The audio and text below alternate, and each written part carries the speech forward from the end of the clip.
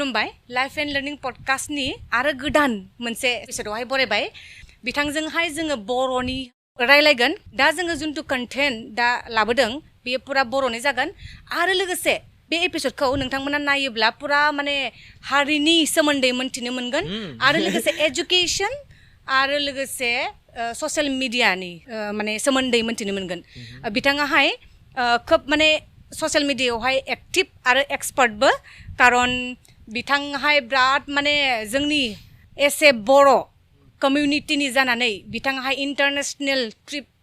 जेरैहाय गाहैनो मोन्दों बा बेफोरबायदि साहसआ बयनावबो थाया बिनिखायनो आङो बिथांजोंहाय लोगोसे दिनै पुरा इन डिटेल्स जोङो सावरायनोसै लेट्स गो शुरू करते हैं अभी मतलब नाउ टोटली इन बर' बर'नो बुंनांसिगोन एन्ड देन आङो ट्राइ खालामगोन सानजारि बुंनो ना जोंनाव बांसिन सानजारि नङा माबा माने गलफेरिया बै क'क्राझारि एसे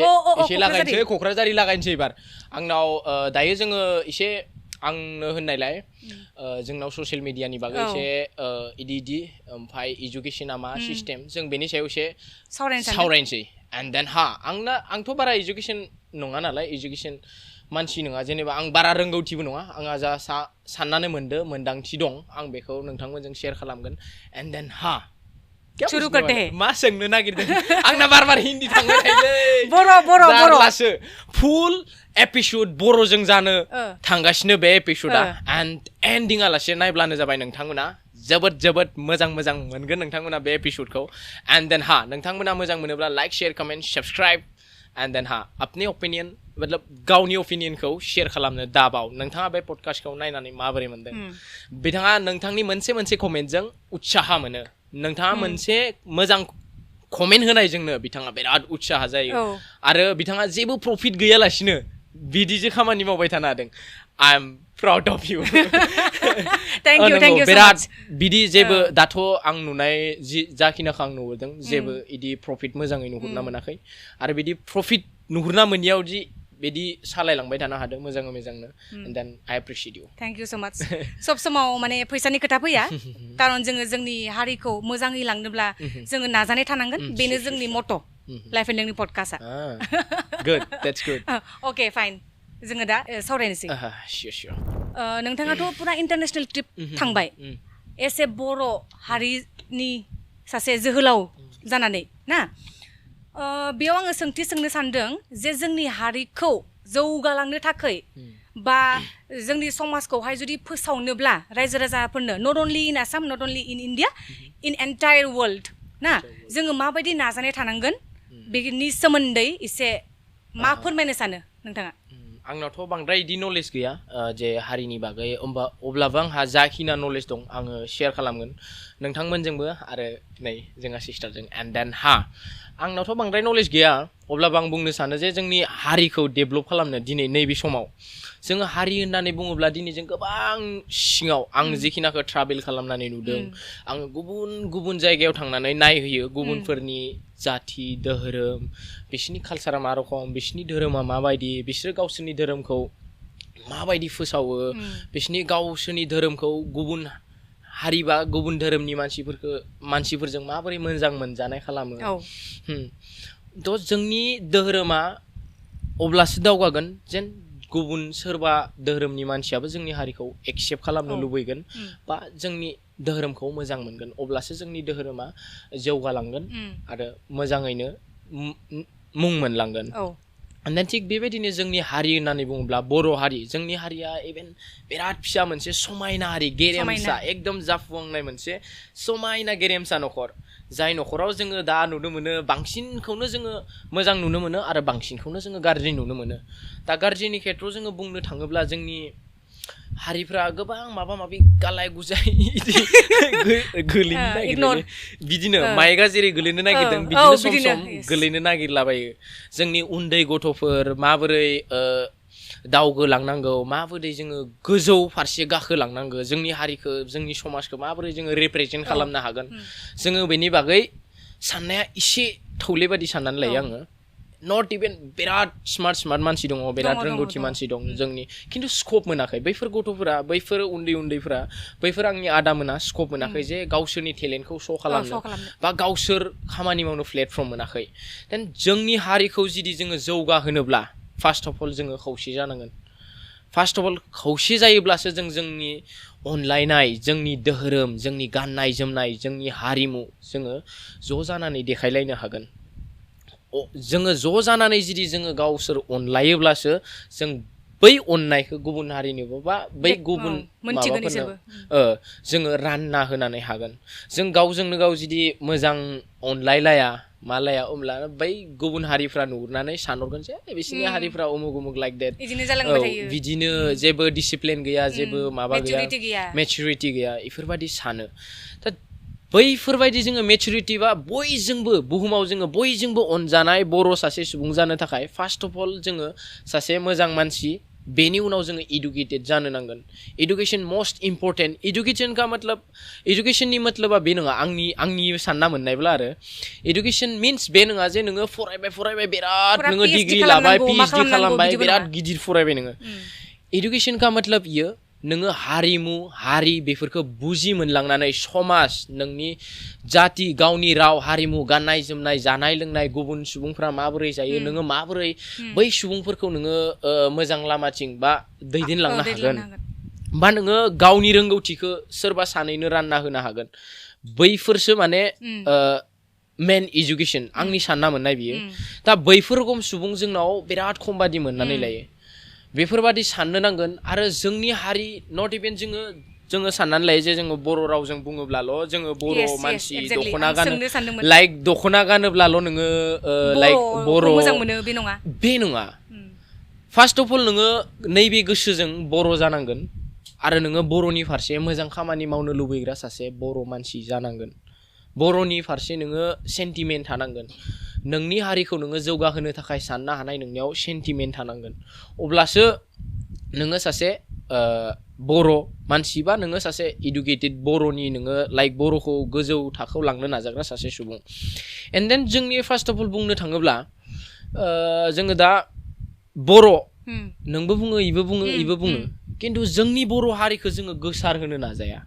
बर'ल'सो जोङो होनलायलायबाय थायो बर' नों नोङो बर' गानदो दख'ना गानदो इदि बर' रायलायनांगो मानांगो इदि फार्स्टआव इदि टाइप आरो जोंनि दा जोङो बांद्राय जोङो सानना मोना बे सानना मोनैयाव जोङो बे बाथ्राखौ इउज खालामनाय जायो एन्ड देन नंगौ जोङो बर' रायलायनांगौ अभियासलि जों न'आव थायोब्ला बर' कनभारसेसन खालामो जोङो बर' जोङो न'आव थायोबा आइ आफाजों जोङो बर' कनभारसेसन खालामो जोङो बर' लोगोफोरजों थायोब्ला बर' कनभारसेसन इभेन जोङो आउट कान्ट्रियाव थाङोब्लाबो जोङो कनभारसेसन खालामनो नाजायो फानि जोङो रायज्लायनानै जोंना उमुक होनोलै नैबे जोंना जानायफोरखौबो लानानै जोङो हमनानै ला थालिरखौ जोङो मा होनो लाइक इदि आरो जोंना थालिरसो होनोलै थालिर दे थालिर एसे लाइक इदि टन होनानै एसे इन्टारटेनमेन्टनि जोङो रायज्लायो थ' बिदि आरो थ' नट लाइक देट नोंनि मोनसेल' जरिया नङा जे नोंनि हारिखौ दावखोहोनो थाखाय नोङो जों गावल' नङा जोंनि हारिखौ दावखोहोनो थाखाय जोङो गुबुन हारिनो सिनायथि होनो हानांगोन जोंनि हारिखौ जोङो गुबुन सुबुंफोरनो देखायनो हानांगोन देखायनायजों लोगोसे जोङो मोजां मोनजाग्रा जानांगोन फार्स्ट अफ अल मोजां मोनजायाब्ला नोङो देखायनानैबो खुनु माबा गैया लाब गैया मानो होनोब्ला नोङो गाज्रि मुंसो मोनो बर' जाति खाराब इसोरो जानला मानला होननाय गोदो जेरै कसारि जाति होननानै बुङोमोन होननाय रखम बाथ्रा दोङो सोरबा बुहुत मानसिफ्रानो बाहायो बेफोर उमुक जायो उमुक खालामो दा बिदि गाज्रि मुं मोनोमोन दा जोङो एकदम गावखौ जुदि डिसिप्लिन लाइनाव लाबो नोङो जुदि बै सुबुंनि सारै जाय सुबुङा आनादार कास्टनि बा आनादार जाति बैसोरनिख्रुइबो नोङो गियानिसिन नोङो बैसोरखौ जुदि बुजायनो गोरोंसिन अभियासलि नोंखौ रिसपेक्ट खालामगोन आरो बै रिसपेक्टनिफ्रायनो नोंनि जाति नोंनि धोरोम नोंनि जानाय लोंनाय बै मानसियाबो मिन्थिनो लुबैगोन बै मानसिया मिन्थिनो लुबैयोब्ला मा जागोन बे नोंनि हारिनि बागै मिन्थिनो लुबैगोन मिन्थिनो लुबैयोब्ला मा जागोन बै सासे मानसि मिन्थिनायनिफ्रायनो आरो आनादार सासे मानसियाबो मिन्थिनो लुबैगोन आंनि सानना मोननाय आंनि पइन्ट अफ भिउ जोङो बै मोनसे नियमखौ जाय बे गाज्रि बिनिफ्राय एसे बोखानानै एसे सोलायनानै एसे साजायनानै बिखौनो दोननांगौ माने बिदि नङा जे नोङो बिदि दख'नानि स्टाइलखौनो नोङो सारि स्टाइलाव बानायनांगौ नोंनि आगरा नोंगो थिगानो जायाखै आसामिसनि बा मायबा जातिनि बेयाव हाबदेरनानै दं खिन्थु बै दख'नानि आगरखौ जोङो बर'नि होनानै मोजां होनानै साजायनानै बे दख'नाखौ बे दख'नायैनो दोननांगोन जोङो दख'नाखौ मेख्ला सादोर बानायबा जानाय नङा दा जोंना बे रखम धोरोमनि खेथ्रआवबो थांगासिनो दा बेफोरखौ जोङो नोजोर होनांगोन आंनि सानना मोननायाव बेफोरखौ नोजोर होयो स्टेप बाय स्टेपसो जोङो गावनि धोरोमखौ प्रसार सबसे मेन सिजानो जाहैबाय प्रसार जोङो माने पियार खालामनो हानाय पियार खालामनांगोन जोंनि जातिखौ सिनाय जाहोनांगोन अब्लासो जोङो रिसपेक्ट मोनगोन आनादार मानसिनिफ्राय आरो जोंनाव रोंगौथि मानसि थानांगोन आरो जोंनि जायखि जाया स्टेप्सआनो मानिजाथाव गनायजाथाव जानांगोन अब्लासो जोङो बै सनमानखौ मोनगोन जा जोंनो जोंनि बर' हारिनि थाखाय नांगौ आंनि सानना मोननाय बियो मोनसे थट्स बैबो मोनसे जोंनि पार्ट जाय जोङो दा फेस्टिभेल्स लाइक जों बहाय दिन्थिनो जों गावबा गाव बैसागुआव गावबा गाव न'आव आन्था मोसानानै मा जानो आरो दिन्थिनो थाखाय जोङो लेंगुवेजखौबो सोलोंनांगोन इसोरनिखौ लेंगुवेजखौबो सोलोंनांगोन आरो बिसोर फैयोब्ला अबभियासलि जों बिसोरनि लेंगुवेजावनो जोंनि माबाखौ सोलोंगोन जोङो बेवहाय मोनसे ओरैबो लानो हायो जेन आनादार कान्ट्रिफोरनिफ्राय फैयोब्ला बर' बेवहाय लेंगुवेज सोलोंनो हायो बा नोङो ट्रायल खालामनो हायो इन्टारेस्टिं बिसोर साबजेक्टखौ सोनानै जोङो जोंनि धोरोमनि फारसे आग्रह बा जोंनि धोरोमखौ मोजां मोननाय जोङो मोजां मोनजानाय खामानि मावलांनांगोन अब्लानो जोंनि धोरोमा अट'मेटिकलि इसे आवगायलांगोन दा जोंना मा जायो जोंनि खेत्रआव सोरबा सोरखौबा मोजां मोनो सोरबा सोरनिबा माबाखौ मोजां मोना बाट जोंनो जों गावबा गाव अनलायनानै थानो रोङा जों न'खर गंसेयावनो जों दा नांलायलायबाय थायो एरखम न'खर गंसेयावनो जुदि नांलायलायोबा होमबा सोरबा आनादारा फैनानै माबोरै अननाय माबोरै मोजां मोननाय देखायनो हानो जों जुदि गावनि न'खरावनो हाल्ला हुसाबा थ' इ आंनि साननाय मोनसे एन्ड देन बादिलायनाया जितियालागै गैया जोङो बादिलायनो स्मार्ट जानाय नङा माने जोङो जिमाननो बादिलायगोन इमाननो नोङो नाजागोन बे बादिलायनाया थायोब्लासो जोङो स्मार्ट जालांगोन आंनि थट आरो बियो जोङो दा बेफोरबायदि फिसा फिसा बेफोरबायदि फेस्टिभेल्सआव जोङो बादिलायनाय मेथाइ खननायनिफ्राय मोसानायनिफ्राय फरायनायनिफ्राय खन्थाइ आवरायनायनिफ्राय लिरनायनिफ्राय जोङो बा सोरखौबा बुजायनो नाजानायनिफ्राय बा जोंनि धोरोमखौ फोसावनो नाजानायनिफ्राय बैफोरनिफ्रायसो जोङो इन्सपायार्ड जागोन बैफोर जिनिसानो जोंनियाव गैयाबा जों मा रखम इन्सपायार्ड जानो जों बर' होननानै नंगौ थिगानो जों बर' खिन्थु बैफोर खामानिखौ जों मावाखै दिनैसिमबो जे बर' जानानै जों बैफोर खामानिखौ मावनांगौ बैफोर खामानिया बिराद इम्परटेन्ट बा जोंनि हारिखौ गोसार होनो थाखाय जोंनि बुंनायाथ' इमान गोहोम गोग्लैनाय नङा खारन जोङो फिसा उन्दै मानसि आरो इउटिउबार भिडिअ बानायो इफोर थायोबा आरो आंनि जा अपिनियन्स आङो शेयार खालामनो नाजादों बेफोरबायदि जायोब्ला जोङो माथिक जोङो जौगानो हागोन बै ओंखाय आङो शेयार खालामनानै एसे मोजां मोनग्रा मानसि इनिखाय शेयार खालामदों माने आङो इदि सानग्रा मानसि आंनि सोरबा आंगो मानसिया जेन बेयो जौगालाङो बेयो मोजां जायो जोंनाव बिराद स्कप्स मिन्थिया दै ससियेल मिडिया मा बेखौ मिन्थिया मोजाङै इउज खालामनो खालामा इदि ससियेल मिडियाखौ नोङो इउज खालामनो नोंथाङा जुदि इउज खालामनो रोङोब्ला बे ससियेल मिडिया नोंथांखौ ओरैबायदि गोजौ थाखोआव लांनो हायो नोंनि बिजनेसानो जा जायखि जाया खेत्रआवनो जा बे ससियेल मिडिया ओरैबायदि मोनसे पार्ट जानानै फैदों दा नैबे समाव जुदि नोंथाङा इउज खालामनो रोङोब्ला बिराद मोजां मोनसे स्कप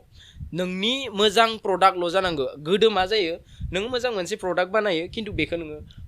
प्रसार खालामनो थाखाय बिराद गोबां खस्थ' खालामनो स्ट्रागल खालामनो गोनां जायो दा नैबे मोनसे दा मबाइल मोनसे प्रफाइल खुलिबाय नोङो गावनि प्रडाक्टखौ श'केस खालामबाय सोरबा सानै मानसिनो जाहोबाय बे मानसिया मोजां मोननाय लोगो लोगोनो नोङो आरामसे अट'मेटिकलि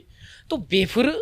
बिराद मोजां स्कप नैबे समाव डिजिटेलि स्कप्सफोरखौबो जोंनि उन्दै उन्दै गथ'फ्रा लानो रोंनांगोन मोजांनि थाखाय आरो दा जोङो गेम गेलेयो गेमखौ जोङो अनलाइन गेलेनानै एकदम खायसे गथ'फोर दं बा खायसे फंबायफोर दं एकदम गेम गेलेनानै गावनि प्रफेसनखौ बावगारलाङो फरायनायानो जा जायखिजाया फार्स्ट अफ अल जोंनो फरायनायखौ इडुकेसनखौ नांथारगोन खारन आन्डारस्टेन्डिं लेभेला थाब नोंहा जादा जागोन जेब्ला नोंहा इडुकेसन लेभेला हाई जागोन बुजि मोननाय क्षमताया नोंहा बांसिन जागोन दा बुजि मोननाय बे क्षमताया बांसिन जानाय लोगो लोगो जायखि जाया प्रब्लेम्सखौ नोङो सल्युसन खालामनो हागोन ओंखायनो बै इडुकेसन होननाय बुस्थुखौ नांगौ आंनि सानना मोननाय बेयो दा जोंना ससियेल मिडियाखौबो मोजां इउज खालामनो रोङा खायसे दं खालामनो नाजायो बेफोरखौबो खायसे डिमटिभेट खालामो जोंना एसे गोसोफ्राबो गोरलै बर' मानसिफोर एसे सिदा जोंना एकदम थोंजों मानसिफ्रा गोसोआव थाब नाङो जायखिजाया बाथ्राफोरखौ गोसोआव जोङो थाब लानो नाङा बै मानसिया मा बुंदों बेखौ साननानै नायनांगोन जोङो दा बेफोर साननानै नायनानै नोंनि प्रफेसना मा नोङो मोजां मावमारदोंना मावमाराखै बेफोरखौ साननानै नायनांगोन दा बेफोरखौ साननानै नायनानै नों नोंनि प्रफेसनखौ सुइस खालामनांगोन एन्ड देन ससियेल मिडिया नैबे समाव नोंथाङा जुदि बाहायनो रोङोब्ला आं बुंगोन one of the best platform नोङो बिजनेसआनो जा नों पलिटिशियानानो जा नों जायखिजाया स्टुडेन्टआनो जा ससियेल मिडिया बाहायनो रोङोब्ला इट्स इन एभ्रिथिं नोंनो बे होगोन ससियेल मिडिया खिन्थु बाहायनो रोङाब्ला नों ससियेल मिडियाजों बाहायजागोन ससियेल मिडियाखौसो नों बाहाय ससियेल मिडियाजों दा बाहायजाना दा बिदि खोथाया जोङो बांसिन मानसियानो दा ससियेल मिडियाजों बाहायजागासिनो जोङो ससियेल मिडियाखौ बाहायनो रोङाखै जों गुबुननि सिजे जा नायगासिनोसो जोङो खिन्थु जोङो गाव क्रिएसन खालामनो रोङाखै नेशनेल लेभेलाव जोङो लांनो रोङाखै जोंनि गथ'फोरा नेशनेल लेभेलाव ओंखारनो रोङा सासे सानै सोरबा नेशनेल लेभेलाव ओंखारोबाबो बेखौ जोङो बोनानैसो लाबोनो नाजायो थ' बेफोर आदतफोरखौ जोङो गारनो नांगोन बै आदतफोरखौ गारोब्लासो जों माने बै स्टेजाव सौहैनो हागोन बेयो आंनि साननाय आरो मोनसे अके ससियेल मिडियानि खोरां बुंनायखाय आङो मोनसे माने सोंनो सानदों जेरैहाय जेनेबा सापज ससियेल मिडिया गोबां मानसियानो माने आइडि खुलिनानैहाय सोरबा मोजां खामानिनि थाखाय बाहायो सोरबा गाज्रिनि थाखाय बाहायो आरो ओरैबायदि माने गावजोंनो गाव दा जुदि थासारिखौ नायोब्ला जावलायलायनायखौ बांसिन नुनो मोनो जोङो जावलायलायनाय माने बुखिलायनाय आच्छा गावजों गाव सोंखारिलायनाय औ बिनि सोमोन्दै मा बुंनो सानो बे बुस्थुआ मा जागासिनो जोंनाव बे सोंखारिलायनाय होननाय बुस्थुआ बै सासे सानैनिफ्राय सोमजिनाय बुस्थु बे माने जिनिस जानानै दं दा नोंजों आंजों नांलायबाय बेयाव भिउस फैबाय बे केटेगरिसखौनो लानानै सोरबाबो माने बे कनसेप्टखौनो इउज खालामो दा बेजों इसे जालांगासिनो जों दा जुदि बेफोरबायदिनो कन्ट्रभार्सियस भिडिअ खालामबाय थायो नंनायनि नङिनि पार्सनेल बाथ्राखौ जोङो लाबोनानै नंगौ जोङो खायसे बाथ्राखौ क्रिटिसाइज खालामनो गोनां जायो नांगौ आरो बे बुस्थुखौ क्रिटिसाइज खालामथारनांगोन अब्लासो बै गाज्रि मावग्रा सासे मानसिया सुद्रायगोन बा गावनि गोरोन्थिखौ बियो बुजि मोननानै सोलायगोन क्रिटिसाइजखौ नांगौ खिन्थु बे नङा जे नोंनि पार्सनेल खोथाखौ लानानै नोङो गावजोंनो नंनायनि नङिनि जाय भेलुलेस बेखौ लानानै नांलायबाय थागोन बा उमुक खालामलायबाय थागोन बेयो जोंनि ससियेल मिडियाखौ एकदम गुबुंले खालामलांगासिनो आरो जोंनि लोगोसे जोंनि हारियाबो इफेक्ट जाहैयो बे हारि बेनोथ' दावखोनाय नङा जोंनि हारिया मोनसे स्टेन्डार्ड लेभेलाव थांनो रोंनाय नङा दा होनबाय आं दहाय होननाय बायदि नोंजों जों सानैजों नांलायबाय बेखौ सोरबा जेनेरेसना नुबाय बिदिनो खालामसै बेबो कन्टेन्ट क्रिएसनखौ बिदिनो खालामसै बे खारन नोंना भिउ फैदों नालाय बेयो बि टाइपनि बानायगोन बेयो इन्सपायार्ड जानोसै नोंनिफ्राय हय बिदि कन्टेन्ट बानायोब्लासो भिउस फैयो उमुक दा बिदि दा जोंना जेनेरेसनानो बिदि गुबुंले जालांगोन माने जोङो जुदि बेफोर बुस्थुखौ एक्सेप्ट बेफोर बुस्थुखौ जुदि जोङो मा होनो मोखां होबाय थायोब्ला माने चान्स होबाय थायोब्ला दा बेफोर बुस्थुखौ जोङो बन्द खालामनो हानांगौ बेफोर जिनिसखौ अब्लानासो जोङो मोनसे स्टेन्डार्ड लेभेल ससियेल मिडियाखौबो लाखिनांगौ खारन बेफोरनि उन्दै गथ'फ्रा फन्स इउज खालामो लाइक दा ओंखायनो जोङो जायखिजाया बांद्राय गुबुंलेखौ जोङो माबानाङा आरो मोनसे खोथा फंबाय जेरैहाय नै जोंनि कान्ट्रिनिया उन्दै गथ'फ्रानो रिल्स बानायनो इन्ट्रेस्ट जायो ना ओमफ्राय बेलेग जापान कान्ट्रिफोरखौ नाय पुरा बिसोरनियाहाय प्रि स्कुलफोराव मा फोरोङो ना जेरैहाय गेलेनाय फोरोंगोन मा फोरोंगोन बेफोरबायदि आरो ना जोंनि माबा मोसानाय फोरोंगोन मा फोरोंगोन न' डाउट मोसानायखौबो नांगौ आं जेबो बुङाखै गाज्रिनि बाथ्रा नङा बियो मोजांसो खिन्थु माखासे आरोना बेफोरखौ नोजोर होनांगौ आरो जेरै दा जोंनावबो ससियेल मिडियाफोरखौ इउज खालामो बा माबायो जोङो बाहायो मोजाङैनो मोजां बाहाय ससियेल मिडिया गाज्रि होननानै आं बुङा खिन्थु नोङो सेलेक्ट खालामनानै लानो रोंनांगोन बबे मोजां नोंनि थाखाय बबे मोजां नङा जोङो जुदि बिदिनो नांलाय सार्कोल बानायबाय थायोब्ला जोंनि ससियेल मिडिया गुबुंले जालांगोन देट मिन्स जोंनि फिउचारा गुबुंले जानाय जा ससियेल मिडियाआव जोंनि माबायाव फैगोन ना बे गुबुंले जालांगोन गथ'फोरा खारन बेफोरबो बिदिनो कन्टेन्ट क्रिएसन खालामगोन स्टेन्डार्ड लेभेलखौ जोंनि जिम्मेदारि दा जोङो नेशनेल लेभेलाव थांनो नाजानांगोन नेशनेल लेभेलाव श'केस खालामनो नेशनेलनिफ्राय इन्टारनेशनेल लेभेलाव थांनो नाजानांगोन कन्टेन्ट क्रिएसन खालामनायबो जुदि नोंथाङा नेशनेल लेभेलाव थांनो हायो द्याट्स ग्रेट बियो बिराद मोजां हाई लेभेलाव थांनो हायो कन्टेन्ट क्रिएसन मिस्टार बिस्ट मोननि नाम खोनानो मोनगोन बिलिनियार दायो इउटुब खालामनानैनो बिथांमोना होमबा जानो हायो अभियासलि मोजां सासे मानसि नोंबो ससियेल मिडियासखौ इउज खालामनानै मोजां इउज खालामोब्ला दा जोंना मा जायो बैफोर दा दहाय होननाय बायदि मा होनो जोंना उन्दै गथ'आ रिल्स बानायो इदि बेनि सायाव आङो बुंनो सानगोन जे जोंना फास्ट इडुकेसन गैया जोंना इडुकेसन सिस्टेमा फास्ट नङा माने इन्डियायाव बांसिन बेयो जोंनि माबायावल' नङा बर'आवल' नङा इन्डियायाव मास्ट बि बांद्राय फास्ट नङा माने जोंनि इडुकेसना एडुकेसन सिस्टेमा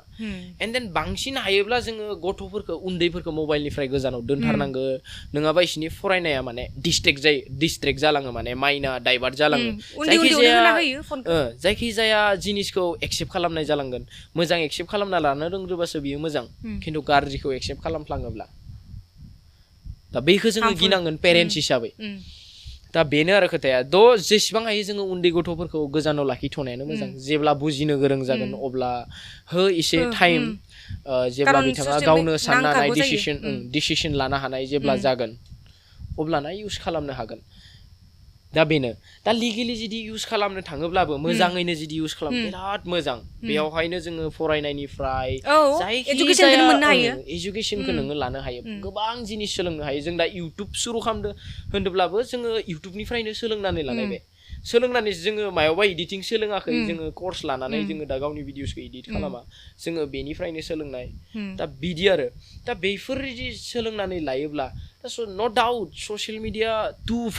पावारफुल नैबे टाइमाव डेन्जार पावारफुल आरो ना नांथारगौ ससियेल मिडियाखौबो दा बेबो मोनसे पार्ट जायजों नोङो नोंनि बिजनेस जेरै जोङो बिजनेस खालामनायाव बिराद नोंनि प्रडाक्ट मोनसेखौ जोङो प्रसार खालामनो मोनथिहोनो थाखाय जोङो दा इजिलि नोङो ससियेल मिडियाजों मिन्थिहोनो हायो दा जोंनि मोनसे बियो माबा नोंनि बे प्रडाक्टखौ मिन्थिनाय माने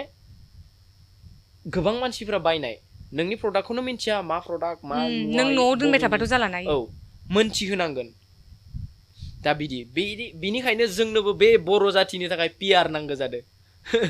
दा पिआर खालामनांगोन जोङो दा पिआर जोंनि जातिखौ सिनाय मोनाब्ला जोंना बेयावनो गोदोनानै थाबाय थागोन जोंनि हारिखौ सिनायथि होनो थाखाय जोङो मर फेस्टिभेल्स मर जोंनि हारिखौ देखायनो हानाय जोंनो प्लेटफर्मस नांगोन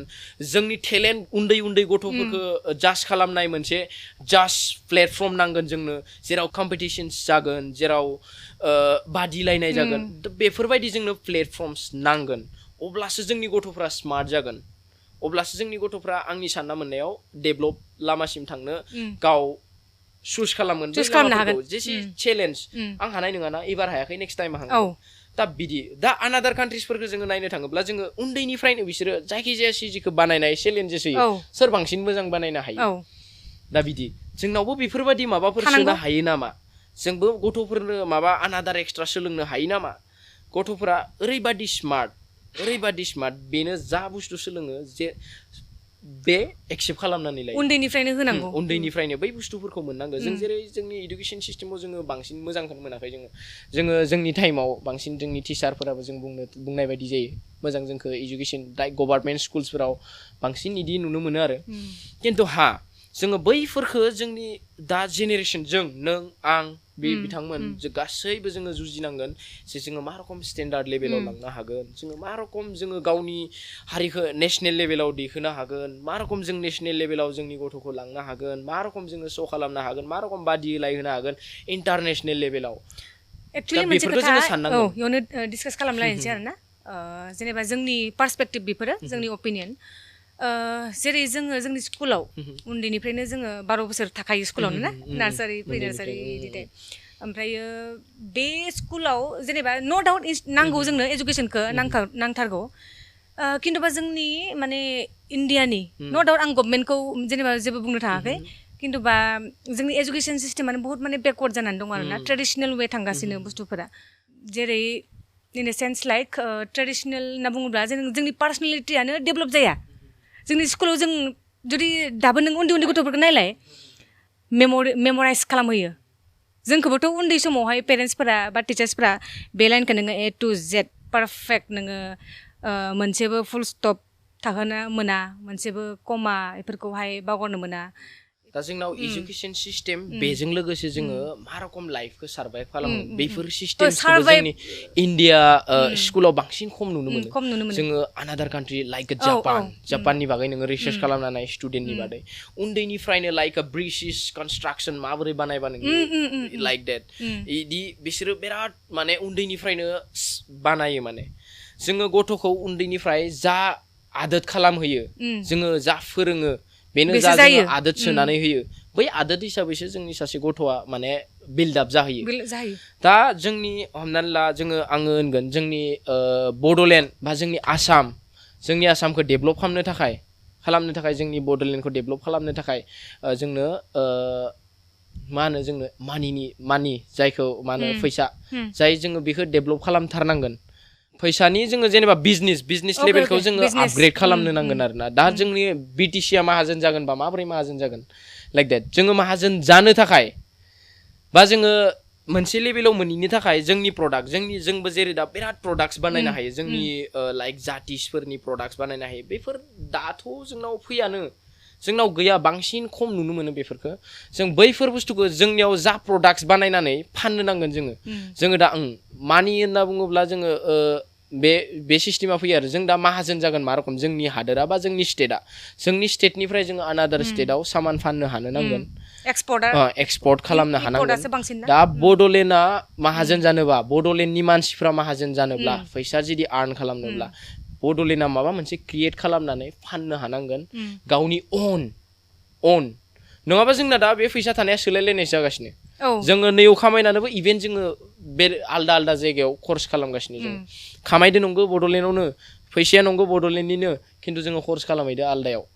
थांनानै बिदि जागासिनो जोंना दा लाइक एक्सेट्रा जोंना बाहायनाया आलदायाव जागासिनो जोंनिफ्राय माने बायनानै लाङा माने आलदाया दा जोंनाव गिदिंनो फैनानै बायनानैसो लाबोगासिनो जोंना माने थाबोगासिनोसो जोङो फाननो हाग्रा मानसि जानांगोन बेफारि जानांगोन अब्लासो जोङो डेभलप जानो हागोन अब्लासो जोंनि न'खरा डेभलप जालांगोन बेफारि जिथियालागै जों जानो हाया गंसे कान्ट्रिया जिथियालागै बेफारि जानो हाया तिथियालागै बै कान्ट्रिया डेभलप जानो हानाय नङा दा जोंनि इण्डियाया माहाजोन जागोन माबायदि जोंनि इण्डियाया मिसाइल्स खालामनानै फाननो हानांगोन लाइक जापान चाइनाफोरा मानो प्रडाक्ट चाइनानि मा मोनसे प्रडाक्टआ जोंनि इण्डियायाव गैया मा मोनसे प्रडाक्टआ गैया लाइक ड्रेसनिफ्राय जुतानिफ्राय एभ्रिथिं किटचेननिफ्राय लानानै जोंनि लाइफआव जा नांगौ जिनिस बे चाइनानि प्रडाक्टआ जोंनि इण्डियायाव सार्भाइभ खिन्थु मा मोनसे प्रडाक्टआ चाइनायाव सोलियो इण्डियानि बांसिनानो मोनसे मोननै नागिरनानै मोनगोन खिन्थु बांसिनानो खम गैया दा बेफोरबादि जोङो साननो नांगोन आरोना जोंनि इयुन जेनेरेसनखौ बेफोरबादि फोरोंनो हानांगोन जोंनि बड'लेण्डनिफ्राय जोङो माबोरै एक्सपर्ट आउटपुट खालामनो हागोन जोङो सामान बानायनानै माबोरै फाननो हागोन अब्लासो जोङो डेभलप लाइनाव थांगोन अब्लासो जों माने जोंनि हारिखौ मोनसे स्टेन्डार्ड लेभेलाव लांनो हागोन फैसाया मेटार जायो जोङो स्टुडेन्ट सासे मोजां खालामनो थाखाय जोंनो अबभियासलि जोंनो मानि पावार नांथारगोन दा बे मानि पावारखौ जों मानिफ्राय जानो हागोन स्टुडेन्टसफोरनो जोङो फोरोंनांगोन जे जोङो माबा मोनसे नङा माबा मोनसे बानायनो हानाय खेमता जेरै जापानिसफोरा जोङो माबा मोनसे नङा मोनसे आखाइनि जिनिस बानायो बिसोरनि उन्दै गथ'फोरा जायखि जाया बुस्थुखौ बानायनो हायो चाइनानि दा चाइनाफोरनि नोङो उन्दै बे खेलनानै गथ'फोरा जोंनाव गेलेग्राफोरा बे सोर चाइनाया बानायनाय एभ्रिथिं जिनिसानो जोंनाव फैजोबो न' डाउट जोंनि इण्डियानि मानसिफोरा बिराद स्मार्ट दा इदि आरो जोङो बे बुस्थुखौ मोजां इउज खालामनो रोङाखै दा बर' जाति जोङो बर' हारि होननानैल' थाब्ला जानाय नङा इडुकेसन सिस्टेमखौ जोङो मोजां खालामनांगोन दा जों बैफोर रखम उन्दै समाव जोङो नुनाय जाय जोंखौ इडुकेसननि खेथ्रआवनो जा जोंनि बर' बिमाफोरा सोरबा उखैजानानै सोरबा गांनानै सोरबा दुखु थानाय जा बैफोर सापर्टारफोरा दिनै जुदि बेफोर लाइनाव एक्सट्रा मोनसे पलिटिक्सआव हाबफैयो अब्ला माने जोङो बैखौ नुहुरा जे माबा मोनसे कारन जोंनि बर'नो मोननै पार्टिस थायो पलिटिक्स एगेन्स्ट पार्टि थानांगौ मास्ट बि बियो एकदम जरुरि एगेन्स्ट पार्टि थायाब्ला बे मोजां बै लाब जानाय नङा एगेन्स्ट पार्टि थाथारनांगौ पलिटिक्सआनो बे नो डाउट पलिटिक्स नांगौ जोंनो पलिटिक्सआबो जोंनि डेभलपनि मोनसे लामा पलिटिक्स एकदम जुरुरात जोंनो नांथारगोन बेखौ पलिटिक्स स्ट्रं जोंनो नांगोन बेनिखायनो जोङो मोजां पलिटिशियानबो सायख'नो रोंनांगोन आरो बेखौ सायख'थारनांगोन जोङो जाय मोजां बे जाय जोंनि बर' हारिखौ जौगाहोनो हागोन जाय जोंनि समाजनि बागै साननो हागोन जाय जोंनि सुबुं माहारिखौ अननो रोंगोन बा जोंनि समाजखौ गावनि बादि साननो रोंगोन बैफोर रकम मानसिखौसो जोङो सापर्ट होनांगोन बैफोर रकम मानसिखौसो जोङो देरहासार खालामनांगोन एन्ड देन प्लास सोरबा सासेनि जानानै नोङो गेलेदोंब्ला सोरबा सासेखौ गाज्रि मोनगोन एगेन्स्ट पार्टिखौ बिदि नङा नोङो बैखौ मोजां मोनदों अबभियासलि माबा मोनसे खारन दं नोङो बैखौ जोंना पलिटिक्स होनोब्ला एकदम एक्सेट्रा एकदम जों रायनोसै साउथनि मुभि लाइक नुदोंना जोंना बिदि नङा सुइट आरामसे गेले नों जायखौ मोजां मोनदों बेनो हो नो डाउट आरो मोनसे खोथा जेरैहाय जोंनि बर' समाजावनो एक्चुअलि माबायदिहाय बिसोरो मानसिफोरखौहाय फुस्लायनानै पाब्लिकआवहाय जेनेबा आं नोंनो बिदि खामानि होगोन बा डेभेलप जागोन आंनो भट हो मा होनानैहाय बिसोरो मानसिफोरनियाव गंलायनानैहाय भट बिहैयो ना बे अबियसलि पलिटिक्सआव बे जिनिसा थायो बे सोरबा पार्टिना सोरबा बेलेग अनादार पार्टिनानो जा सोरबा बे जिनिसा थायो नोङो बेखौ सेलेक्ट खालामनो रोंनांगोन सोर मानसिया सेलेक्ट खालामनो रोंनांगोन सोर मानसिया जोंनो स्मार्टलि खामानि मावनानै होनो हागोन बा जोंनि डेभेलप लाबोमारनो हागोन जोंनि एरियासआव जों जाय जोंनि नोंथांनि एरियायाव जों जायखौ सापर्ट खालामदों बै एरियाखौ जोङो सापर्ट खालामनो रोंना माने जाय मानसिया डेभेलप खालामनो हागोन बै मानसिखौसो जोङो सेलेक्ट खालामनो रोंनांगोन दा बिदि जोंनो स्मार्ट नांगौ जोंनो मोजां जोंनि समाजखौ दैदेनलांनो हानाय जोंनि एरियाखौ नट इभेन बर' गासै समाजखौनो बे खेत्रआव पलिटिक्सनि खेत्रआव दावखोलांनो हानाय मोनसे थाखा फैसाजों नङा बियो थाखा फैसाजों सोरहाबा पार्टि थायोबा बे पार्टियाव थांनाय बे नङा सोर लिडारा नोंखौहाय जोंनि हारिखौ दैदेनलांनो हागोन जोङो दिनै आङो फैसा लानानै नोंजों थांगोन खिन्थु आंनि फिउचारा गाज्रि थासारिखौ थांनानै थानांगोन आंनि फिसाज्ला जन्म जागोन आंनि फिसाजो जन्म जागोन गाबोन बै आं गुबुंले खालामना दोननायखौ आंनि फिसाज्लाया सहायनो गोनां जानांगोन आं मोनबाय नंगौ थिगानो आं जबखौनो लाबाय माबा माबि फैसा होनानै थाखा होनानै खिन्थु आंनि फिसाज्लायाथ' बैफोर खायदाखौ रोंनाय नङा बा बैफोर अपरचुनिटिखौ मोननाय नङा आंनि फिसाज्लाया बैफोरखौ भुगिनो गोनां जागोन बेनि थाखायनो जोङो माने डेभेलप जानो हाया जाय खायसे दा स्मार्ट मानसिफोराबो फासयनानै थानो गोनां जायो बैफोरनि थाखायनो एक्जेक्टलि जायफोरा गोरों गोरा बुस्थुआ जानो नाङा सिस्टेमेटिकलि थांनो नांगौ ओंखायनो जोङो बै मानसिखौसो सेलेक्ट खालामनांगौ जाय मानसिया गासै समाजनि थाखायबो सानो सोरबा आङो नाम लानानै बुंला अनादार पार्टि आंनि मोनसे पार्टि नोंनि मोनसे पार्टि आङो देरहाखांनानै नोंनि पार्टिनि मानसिखौबो आङो नायनो हानाय सासे लिडार जानांगोन अब्लासो आं लिडार बे नङा जे बियो उमुक पार्टिजों दङमोन बेखौ आं नायला बे लिडार मालाबाबो नङा बैसो लिडार जाय आंनि एगेन्स्टखौबो आङो बजबना लानो रोंनांगोन जाय जौगानायाव हेफाजाब होलांनो हागोन बैसो लिडार दा बेनो आरो जोंनि बेफोर बुस्थुखौ नांगौ दा जोंना बै माबानिफ्राय थांबाय पलिटिक्सआव एसे बांद्राय दा बे जोंना पलिटिक्सआव एसे सिलिंलांबाय दा बेफोर जोंनाव थासारि सोलिबाय थानाय बेफोरबो जोंनाव माबा नङा माबा मोनसे गोहोम गोग्लैगासिनो आं दा खिनाखौ नुहुरगासिनो दा बेनो आरो खोथाया बुङाबाबो जाया खिन्थु बुंनांगौ जाहैनो बाध्य खालामदों आरो दा बेनो दा जोङो जुदि मोजाङै सिस्टेमेटिक बे जोंनाव पलिटिक्सआ मा एकदम डेन्जार साउथ मुभि लाइक आ साउथ मुभि सोरखौबा बुगोन सोरखौबा सुथारगोन सोरखौबा माबा इदि जानो नाङा पलिटिक्सआव पलिटिक्स हिसाबै गेले पलिटिक्सखौ पलिटिक्स हिसाबै ला इयो आंनि अपिनियन एन्ड देन जोंनि हारिखौ जौगानाय फार्स्ट अफ अल जों बर' हारि जानोब्ला स्मार्ट जानांगोन हार्ड वर्किं जायोब्लासो नोङो स्टेप बाय स्टेप नोङो गोजौ थाखोआव मोनहैगोन आरो नोङो गोजौ थाखोआव मोनहैनाय अबियसलि नोंनि मुंखौ सोंगोन नों अबेनिफ्राय फैदों बड'लेण्डनिफ्राय फैदों आसामनिफ्राय फैदों आं बड'लेण्डनिफ्राय बर' मानसि आं अबियसलि सिनायजागोन दा बेफोरबायदि स्टेप बैफोर गासैखौबो लानानैसो जोङो सिनायथि होना लानो हागोन आङो सासे बर' होननानै नट इभेन जों बर' होननानै जोङो न' सिङाव बैसागुल' दख'ना गाननानै बैसागुल' खाम सिफुं